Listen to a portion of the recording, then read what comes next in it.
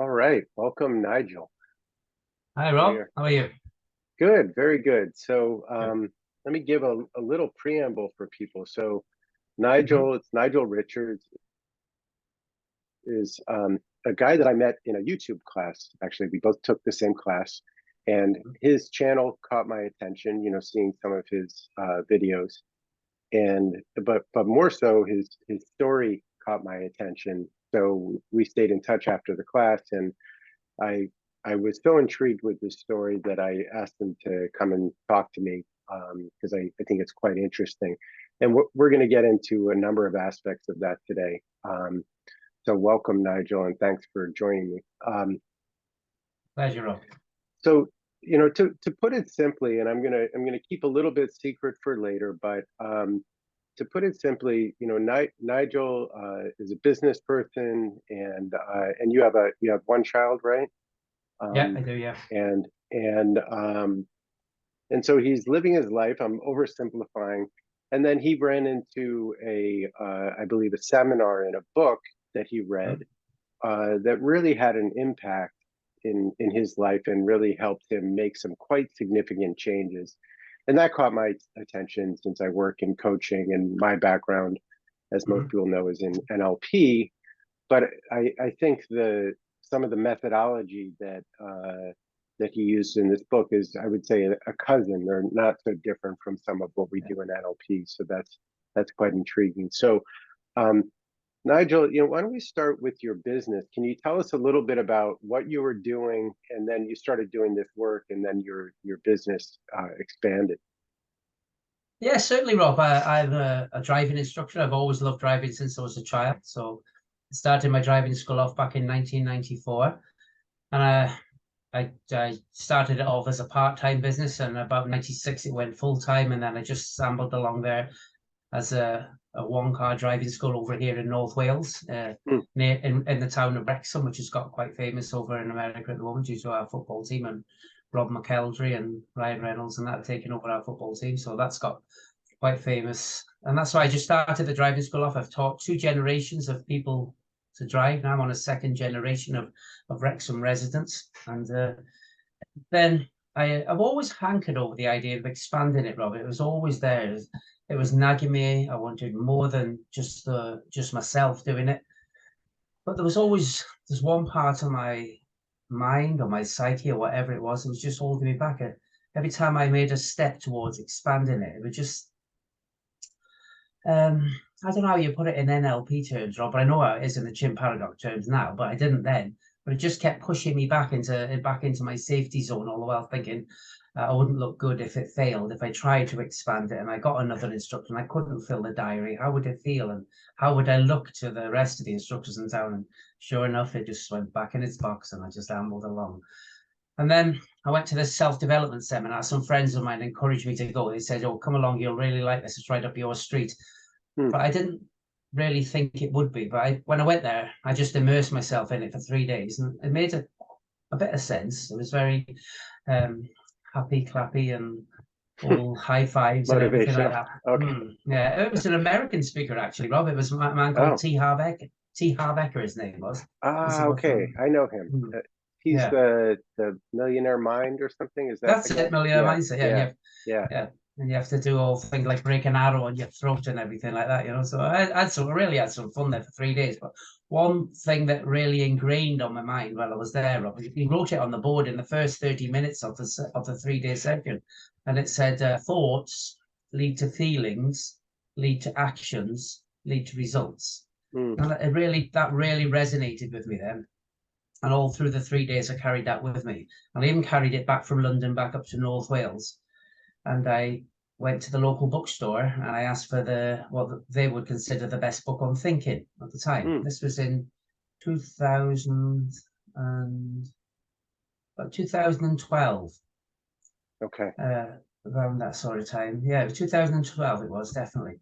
So I went back and I asked them for the best book on thinking, and they gave me this book. They said, "Oh, why don't you try this? It's called the Chimp Paradox."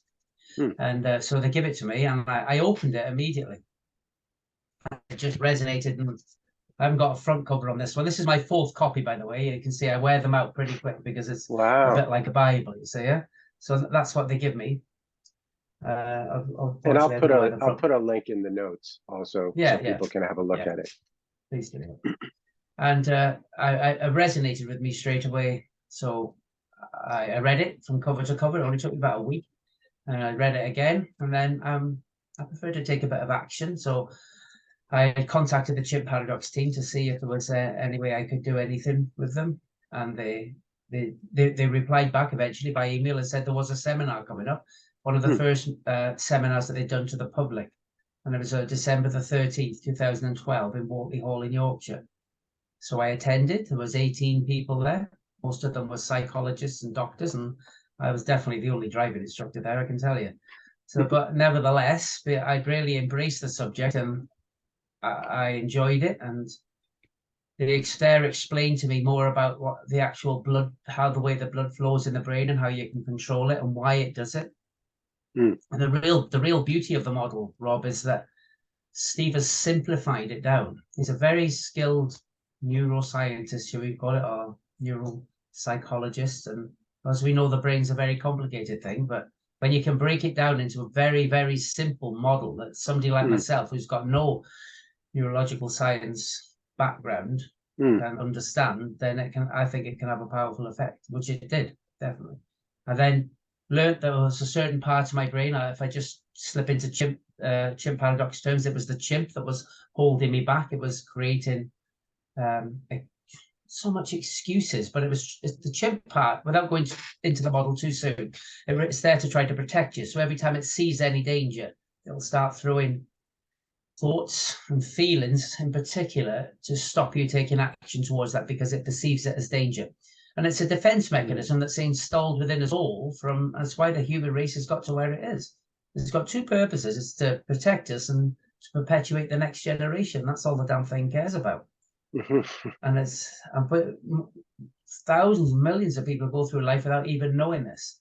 But knowing that part of the brain that was holding me back and why it was holding me back helped me then expand my business. Yeah, and it's interesting, the way you described it, earlier in the talking just now, and to put it a little bit in the context of NLP. I mean, one thing is that, you're sort of going into fight or flight, or the reptilian part of your brain, the survival, like you say, which is not incredibly rational, and it's not the highest quality thinking, and it sort of hijacks your brain and your nervous system. And, the other thing I would say, if I was to map this a little bit to NLP, is that what you're describing is also in what we would call an incongruity, that you have a desire to move forward, but there's part of you that's saying, you know what, that may not be safe. And that creates a gridlock in our nervous system, or a push-pull. But let's talk about some of the results that happened. And then after that, we'll sort of dig into the model some more. So what were some of the changes that you experienced? Well, immediately, about the next year after, when I obviously started acting differently then, and I also decided that I wanted to be a bit fitter, so that helped me that way. But the main changes were, Rob, that I was starting to think there. I started to realize that there was this, as you described, as the reptilian part of the brain. But I think that it's interesting that you mentioned that, Rob, because I think no matter what mind model you look at, it's all the same thing, but it's which one everyone resonates with the person, and which you believe in, isn't it? It's all basically very often saying the same thing, but coming from different ways. Yeah. Yeah, really, and I would say that even when the models are coming from neuroscience, really they're metaphors to describe the phenomenon of thinking, right? And which and some metaphors will speak more to some people than others. I do want to mention one other point, in case anyone is listening to this and thinking that either I or Nigel are selling this material in any way. I want to be really clear that neither of us are selling anything or have a vested interest. I want to sort of alleviate that concern from anybody. This is just something that Nigel has found incredibly useful, and that's what made me interested in it. So, okay, so you had some goals in your business. Yeah, so then I obviously wanted to start expanding the business, Rob, and I learned that this part of how to manage this part of the brain better.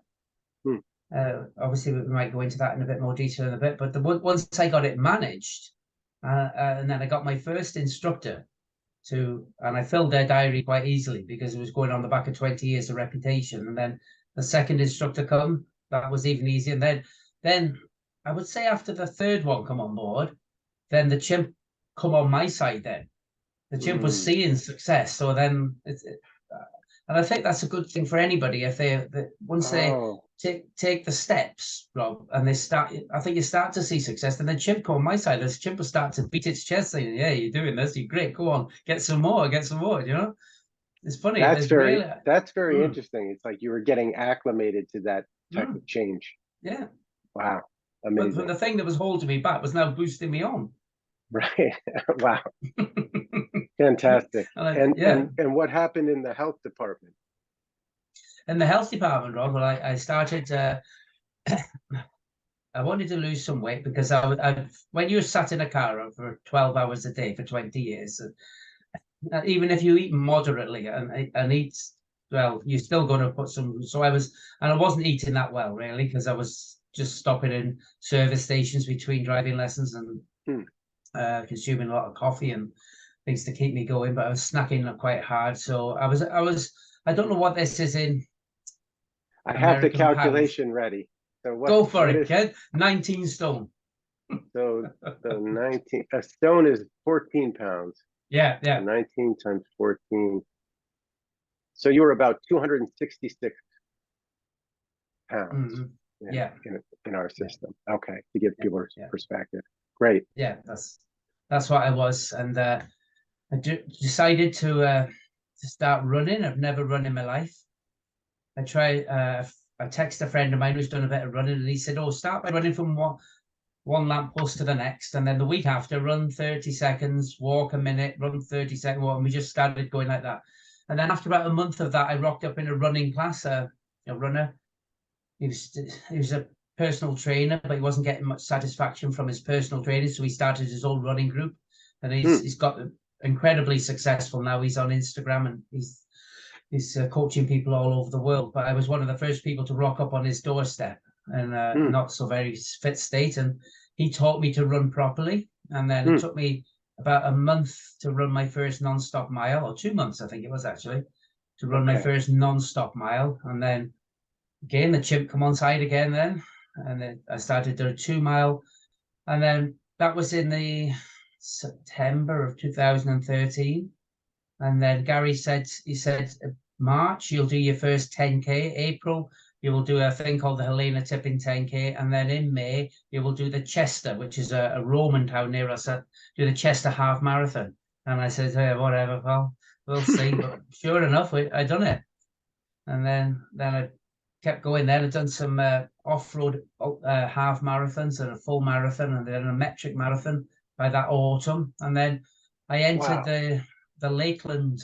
The Lake District is a wonderful scenic area. I think it's about the nearest thing we've got to Canada over here, except for the Highlands of Scotland. There was a race there, and it really captured my imagination. It's called the Lakeland 50. And there's a 50 mile and a 100 mile race. And Gary was doing the 100, my trainer. So I entered the 50. And I managed to get a place, luckily enough. So that was in the September. So that was the following July. So I spent all that winter training, dedicated training. And then the following July, I completed the Lakeland 50 mile ultramarathon. So that was. Oh my gosh, that's amazing. Done it non-stop, 15 hours and 22 minutes.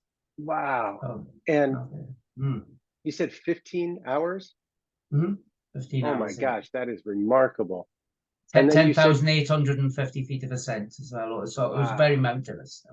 Wow. It's one of the toughest ultramarathons in the UK. And you said you dropped a lot of weight as well during that. Yeah, wait, get your calculator out, Rob. I'm ready. I went to 14.5 stone. So 14.5 times 14. 14 equals, so 203. So you dropped about 63 pounds. Yeah. It's remarkable. Just amazing. Yeah. Wow. And that was after the age of 50 as well. That's amazing. And you had never run before that. No. It's really remarkable. That's how powerful it can be. And you're you said with your business, you brought the 3 drivers on, then the chimp sort of aligned with you. And then where did you go from there with your business? And just kept expanding, and it's ever expanding. This is, I've got 12 cars now on the road. I've got another 9 in training. So I hope to have over 20 by Christmas. Wow. And is that out of one location, or do you have different? Okay, One so it's out of location. one. Well, I'm taking in, I've got as many as I want in Wrexham now, but I'm expanding out to the towns either side of me now. I see. Also Okay. Chester. That's amazing. Wow. It's, you know, I'll say one thing that was really lucky in your story is when you went to the library that they recommended the right book. Yeah, it was. Right? It's like, I would go back and just give that person a big hug, because they really picked the right book for you. Yeah. Yeah. So, yeah, so in this book, The Chimp Paradox, it's talking about sort of the way they describe the brain and our thinking is that there's a computer, there's a chimp, and then what was the third element? The human. Okay. The human. Okay. Yeah. Okay. And the chimp is actually similar to in meditation when people talk about the monkey mind, that it won't settle down and it's always pointing out shiny things and dangerous things. And and then describe a little bit of the process to shift out of that type of thinking. Like, how does that happen? But the first way to shift out of it, Rob, is to understand that it's there, to have awareness of it, really. To understand that all the information from your senses, from your ears, eyes, sense, taste, all that goes immediately to the chimp part of the brain. So once I understood that, I knew that was getting all the information, then the chimp will immediately assess for the fight, flight, or freeze situation, like you said. So that's a great thing to have, and it was essential to our ancestors when they were in the jungles and the prehistoric times, when they were looking for that constant danger. I'm sure we can all see the benefit of that, and if we did go into a jungle situation ourselves, I'm sure it would be really helpful. But now in today's society, nevertheless, we do need that when it's crossing the road or when we're going into risky situations. But it can be rather overpowering, because that's the first thing to realize, that is getting the information, and that has the first choice. And it's I went to the Chimp Paradox conference last year. I go to most all of them, and they give me an air freshener. They always have to give you an air freshener in the goodie bag, and I put it onto my gear stick of my car, and it was there all winter. And many of my people commented about what it is, and I said and it said you always have a choice, and you have to remember that the chimp, once you realize that the chimp is just offering you those thoughts, you don't have to accept them. That was a big one for me. Yeah, that awareness piece, and sort of bringing some awareness or mindfulness to it. Yeah. You know, I noticed I had a similar experience the first time I even heard about fight or flight or freeze or fawn or fold.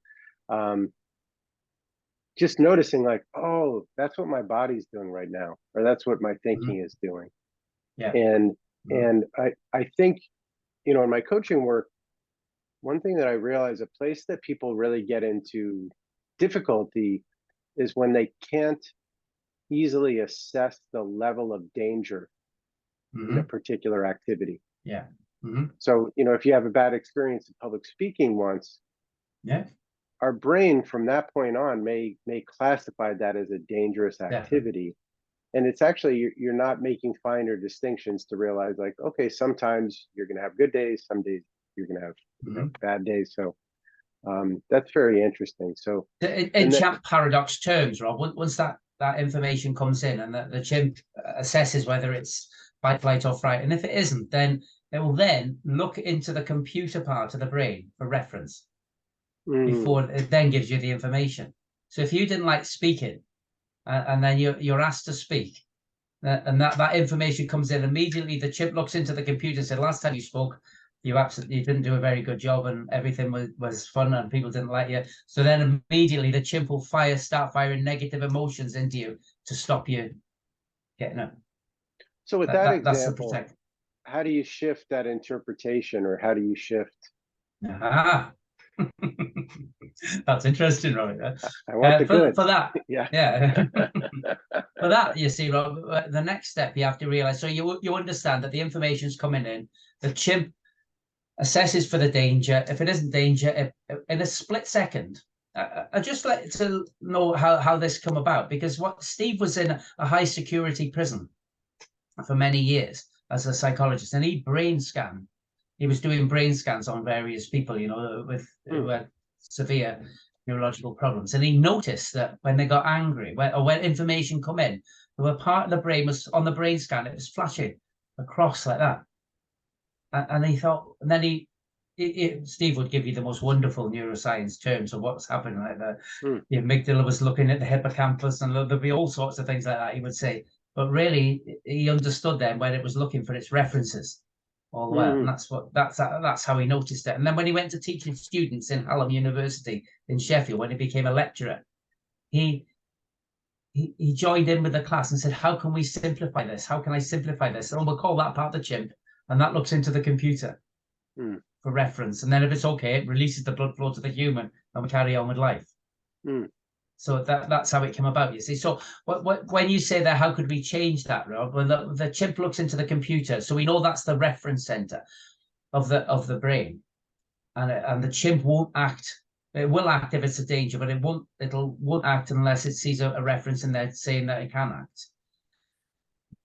What we have to realize is the speed of the three parts of the brain. And if you look in the Chimp Paradox, I won't look for it now, it's in there somewhere. But the human runs at ×1. It's the most sluggish, slow moving. It acts with facts, it acts with figures, it just likes to reason things out. And that's our normal living type of brain. But the chimp runs at ×5. And so it easily overpowers the human at any time, you know, because it's this primitive defense mechanism that easily shuts the blood flow off from the human and then looks into the computer. Now, the computer runs at ×20. It's the most powerful part of the brain. It can just box the chimp easily because it's not the fastest part of the brain. The chimp is the fastest part, the fastest reactive, but it's the most powerful part of the brain. It runs at 20 times more power than the chimp. If you think of it like in computer speech, you know, X1, X5, X20. So if the right information is in the computer, that is how you control the chip. So you have to change that information. You have to change it. So when in the compuster. Do you want the example of my driving school? How I changed my driving school? So I knew the chimp was holding me back. I knew it was constantly holding me back. And in the book, I read the book implicitly a few times. And I found out that to change the chimp, to change that chimp reaction, you have to take it to court and put it in the dock and prove it wrong. So that's what I done. I took my chimp to court, I held it up, and I said, I went around the country, the UK, and I found at least 7 other driving schools who'd expanded under their own name, because it's my own name that was holding me back. Because I called it Nigel Richards Driving School. That's what was holding me back. So once I found that there was another, I think 6 or 7 driving schools in the UK that had gone to 20 cars, some of them to 100 cars, with just that person's name on the side. That's how I overpowered the chimp. I proved it wrong. I proved it. If the other people could do it, the evidence is there. There's the evidence. Back the evidence of why I can't do it. And the chimp just shut up. Let me carry on. It's a very practical approach, you know. I suspected you might say something like that, because if the chimp is referencing the computer, you know, basically it's looking for reference experiences, anything that matches that class of activity. And if it only has big scary ones, that's what it's going to, you know, bring back. What you're doing is feeding it new reference experiences. And like you said, you're actually convincing it of those new reference experiences. It's, you know, this is a little bit more subtle, but when you get into reference experiences, sometimes it might be the intensity of the thought. Like if you have one really scary thought, it might overpower 5 not very scary thoughts. So sometimes you need more examples. Sometimes you need examples in a short period of time. You know, it's kind of like how people become convinced of something. So that's great. So, and then did you do that with each thought that was stopping you? Yeah, really, Rob. This is another aspect of it really that really changed it. I went in 2014. I went on a thing called the Stone of Life course, because within the computer there is one central part which Steve describes as the Stone of Life, Hmm. and it's a real deep part of that computer. And then that was the real change part. Then once, because that's where the information that the chimp is looking at is stored. So you have to get into that part and change what's in there. And in there are your truths of life, a thing called the life force, and your values. And once you find them and you change them and you make that into a visual reference that you can see each day, that's when the change happens. Right. So you're referencing the things that are most important to you rather than referencing just your fears. Now, so your values make sense. I think most people have some understanding of that. The second piece, that's your thinking, or is that your beliefs? Which part of the truth? So you said, so you said values, you said life force, which we'll come back to, and what was the third one? Truths, the truths of life. Truths. So so I'm guessing that truths are your beliefs, or what you believe. I'll be honest, I stole mine from Steve Peters. Okay. Okay. So because that's okay. It just put two truths in it on his, and that I said that'll do for me, Steve. I'm having them, and it's life ain't fair and the goalposts move. Got it. And how did beginning to adopt those truths, what sort of impact did that have with you? Well, once you believe that life isn't fair, then you tackle every day differently then, Rob, because you know it's not fair and everything's going to go wrong, and everything that could possibly go wrong will go wrong, but you've got to deal with the choices that you're given. And if you realize that, then I think life becomes a lot, not simpler, it becomes more like a sort of game, really, where you can take on the challenges of life, because you know the goalposts are going to move each time. You know it's never going to be easy. And then because the chimp can quite easily take you over. May as well get on with it, right? Yeah, may as well just get on with shit. Shit happens. That's it. You just got to get on with it. Yeah. Great. But yeah, the life force. That's an exercise. I wouldn't spoil it for anybody now, because that needs to be done. It's in the Chimp Paradox. Okay. If I described it now, it could. If somebody did go forward and do the life force. Yeah, we don't want to take a surprise away. No, yeah. But the values are strong as well, Rob, because Steve, Steve always give a set of value cards away. That's fantastic. 50 of them. So Nigel and I spoke about this in a previous conversation, and in NLP, and I would say in a lot of personal development work, people look at their values, and I'm always very curious about what they do with their values. And it sounds like what you did is first you're collecting a set, like a larger set of values that you feel are important to you, and then gradually narrowing that down until you get to like 5 or something. Is that five, Robin? Okay, so you're getting to your top 5 values. And that's where it gets really interesting, if I can share what happens next. Yeah, it does. Part of kind of really taking these values in is the way I would describe it, or adopting these values, these 5, is you're going through a process where you're having to defend those values to someone else. Is that right? That's correct. Yeah. And I think that's a really clever process. What I will say, in my experience, the more a value is attached to actual experience in your life, so the less abstract, the more like, okay, this part of my life is a reflection of my value, this part, so on. The more that happens, the more we live from our values. Yeah.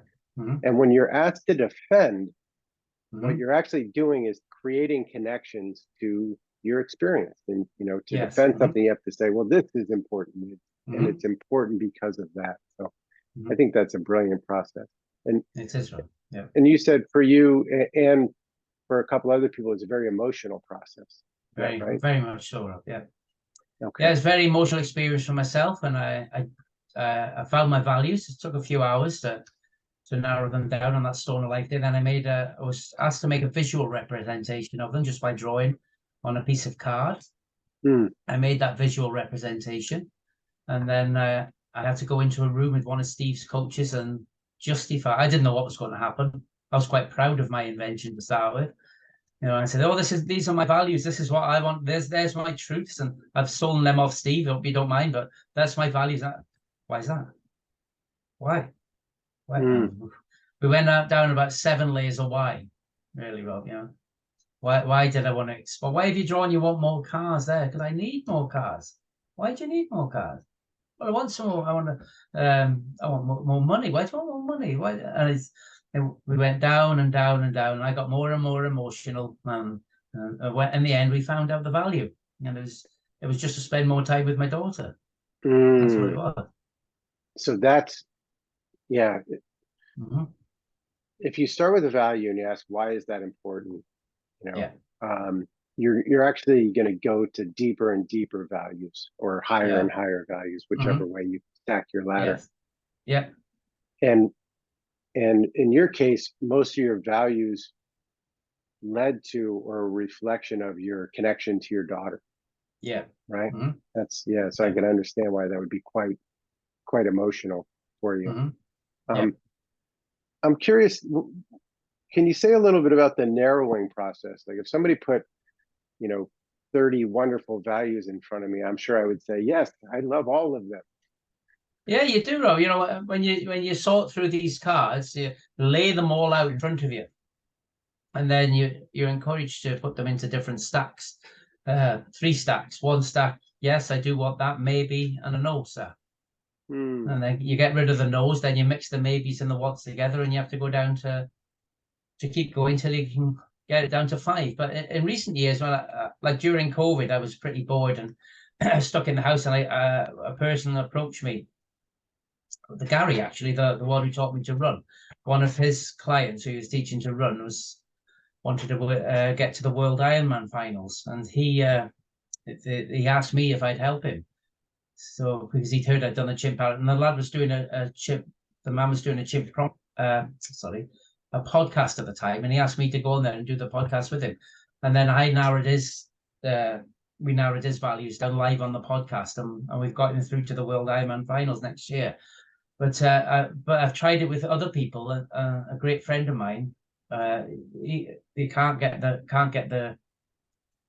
down to 5. He just find it impossible. Interesting. And I know it may seem like a silly question, but how many does he land on? 8 or 9. Okay. So when I was in the Chimp Paradox course last year, I talked to one of the chief coaches there, and I said to him, I'm just trying to help a friend, and he said, well, just group them then. Get him to group them. I was going to say, sometimes they group. And I know when I first encountered this type of ranking of values, it drove me crazy. Like I would say, challenge is really something that I like, and learning. And people would say, well, if you could only have one, and that drove me crazy. I didn't want to answer that question. Maybe because choice is a high value of mine also. Yeah. So I just try to get sort of a cluster of those that I feel are very important, and that I don't bother too much beyond that in doing a ranking with them. When you're doing something now, like let's say you were learning YouTube, when you encounter a challenge now, how do you sort of utilize this material to navigate it? Well, again, I think it's the values that come in again in any aspect, don't they, Ro? Like I was doing the YouTube videos with you, and then I haven't done so many lately because my father started to need a lot of care. So where do my values lie? Do I stick at home and make YouTube videos, or do I look after my father in his 90th and maybe last year? You don't know. So as long as you're making, that's just a clear choice. Yeah, exactly. Of course it is. Yeah, that's where I've been all day. Today I've been down there with him all day, and I'll go back there this evening. and spend Okay. more time with him, you know. So there's no well, you know, that's as long as you're acting on those values, Rob, I don't think you can't go far wrong, really, can you? As long as, like, a friend of mine is a forex trader, and one of his friends who was struggling with the forex trading, so he said, see if you can help him. So I've been mentoring him recently, and I was saying what's like, I'm getting so frustrated, I'm angry because I'm losing trades, and I'm not concentrating enough, I'm not going out at the right time, or whatever they do, traders, Typical you know. trading things. Yeah. Oh yeah, the chimp's sending them all over the show. So we started to chat about the chimp. I introduced him to the model, and then the week after we had another chat about it, and then this week he'd gone everything had gone totally. So we got onto the values after a few sessions, and we worked out his values, and it was his children with a great value. You know, he really was the same with everybody, but in particular with this man, because he hadn't had the greatest of childhood and stuff, and he really wanted to give his children a good childhood. So what we found out while he was losing the trades, he was trading these trades out in the kitchen or his living room on the laptop, and his children were trying to get his attention. So the chimp was just saying, just get the hell off that laptop now and get to those kids. And that's why the chimp was making him frustrated with the trading, because he wanted to get to his children. Because in his deepest values he was there as a father to those children. He was doing the trading to try to make a better life for them. Yeah. But at that moment, in the moment, the chimp was saying, don't. He was trying to concentrate on and trying to ignore the children. But because he was trying to ignore his values, that's why the chimp was making him so frustrated. It was creating that within him. So we then decided that he would move his trading into a pod outside, and he would try to close out trades when the kids weren't there. And that transformed him. Wow. And he's able to focus a little bit more now. Yeah. He's able to focus more because the chimp wasn't trying to pull him away from the trades to get to his truest values. So he trades currencies now that end of the day they're in a different time frame to when the children are there, you see. Yeah. Wow, very practical. And away from the house. As long as I removed him from that situation, then he could carry on with his values. So he's a happy man now. So that's great. So it sounds like you're coaching people in this methodology. Yeah. If anybody approaches and what have you done? One of the greatest values, Rob, I got out of this pack was giving. And as long as I'm giving, I'm fine.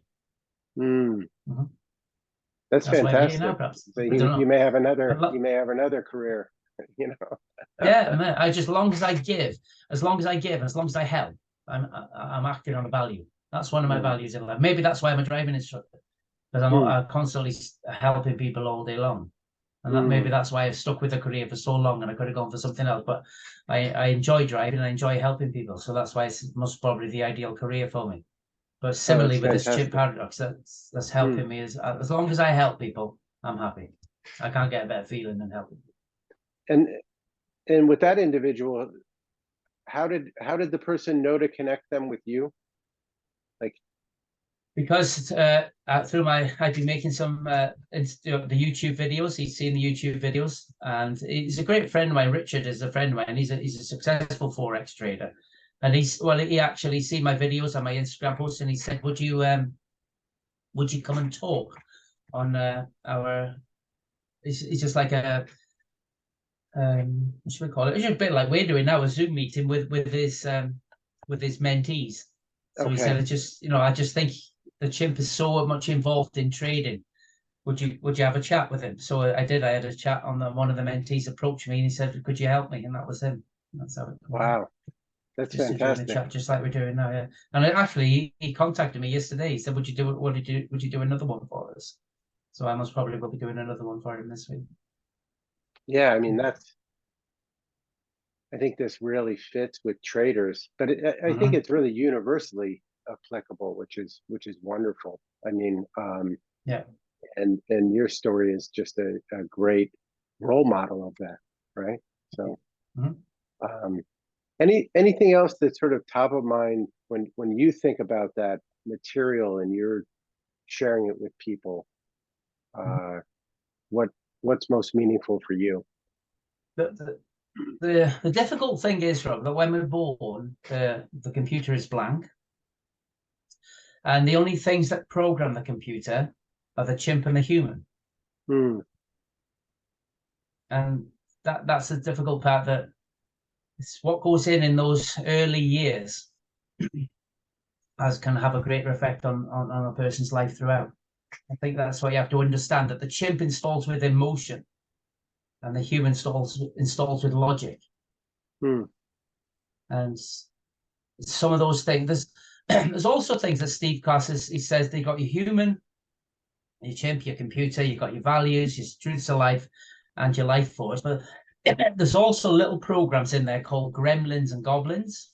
And gremlins have been, I always get this the wrong way around, but I think gremlins are quite easy to be removed. They can be removed, but goblins are really difficult. They're hardwired into our brain from a very young age, and they can be very difficult to remove. I didn't think I had any goblins or gremlins till I'd done a Chimp Paradox seminar, a group seminar, and we all split up and we decided to ask each other about that. I said, no, I haven't got anything. They said, well, there must be something that you don't like doing, Nigel. I had to think, and I thought, and I said, oh yeah, there's just the one thing. Oh, what's that? I don't like making phone calls. And they said, why don't you like making phone calls? I said, well, it's just upsetting people when you're making phone calls. Oh, they said, that's strange. I said, well, it's not strange. No, I won't make phone calls. I'll text people all day long. And I wouldn't phone people years ago when there was no texting around. When texting came about, it was a revelation to me.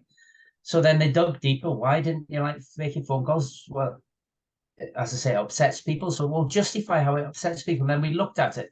And when it was back in the 70s, when we didn't have a telephone in our house, because we live in quite a remote part of Wales, and we had this telephone installed, and it's a big cream old dial thing with the dials, and we have to dial around, and like 822-747 was the number. It's that ingrained in me.